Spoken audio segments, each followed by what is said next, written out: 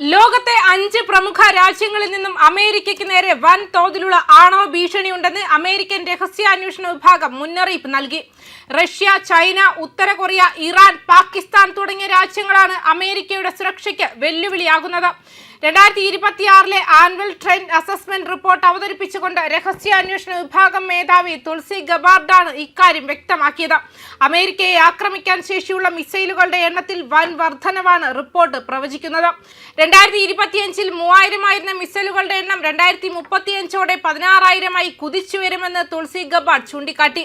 റഷ്യയും ചൈനയും വെളിപ്പെടുത്തുന്ന രാജ്യങ്ങൾ അമേരിക്കയുടെ മിസൈൽ പ്രതിരോധ സംവിധാനങ്ങളെ പോലും മറികടക്കാൻ അതിനുള്ള സാങ്കേതിക വിദ്യകൾ വികസിപ്പിക്കാനുള്ള ശേഷിയുണ്ടെന്ന് അവർ പറഞ്ഞു. ഉത്തര കൊറിയയുടെ ഭൂഖണ്ഡാന്തര ബാലിസ്റ്റിക് മിസൈലുകൾക്ക് തന്നെ അമേരിക്കൻ മണ്ണിലെത്താൻ കഴിയും. അവർ റഷ്യയുമായും ചൈനയുമായും ചേർന്ന് ആണവ ശേഖരം വർദ്ധിപ്പിക്കുന്നു. ആഗോള സുരക്ഷ വലിയ ഭീഷണിയാണെന്നും റിപ്പോർട്ട് വ്യക്തമാക്കുന്നുണ്ട്. പാകിസ്ഥാൻ വികസിപ്പിക്കുന്ന ICBMകളും അവിടെ കേന്ദ്രീകരിച്ച് പ്രവർത്തിക്കുന്ന ഭീകര സംഘടനകളും അമേരിക്കയ്ക്ക് തലവേദനയാകുന്നുണ്ട്.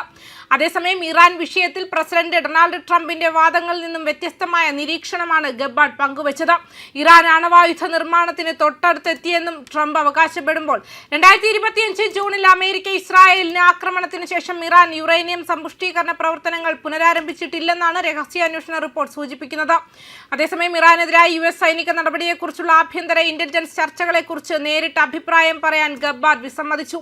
എന്നിരുന്നാലും ഇറാനെതിരായ ഏതൊരു ആക്രമണവും ആഗോള എണ്ണ വാതക വിതരണത്തിനുള്ള നിർണായക പാതയായ ഹോർമുസ് കടലിടുക്ക് അടയ്ക്കുന്നതിലേക്ക് നയിച്ചേക്കാമെന്ന ആശങ്കകൾ ഉയരുന്നു. അവരുടെ പ്രതികരണങ്ങൾ സെനറ്റർ മാർക്ക് വാർണർ ഉൾപ്പെടെയുള്ള ഡെമോക്രാറ്റിക് നിയമനിർമ്മാതാക്കളിൽ നിന്നും വിമർശനത്തിനിടയാക്കി. അത്തരം അപകട സാധ്യതകളെക്കുറിച്ച് ഭരണകൂടത്തെ അറിയിച്ചിട്ടുണ്ട് എന്നവർ അവരോട് ചോദിച്ചു.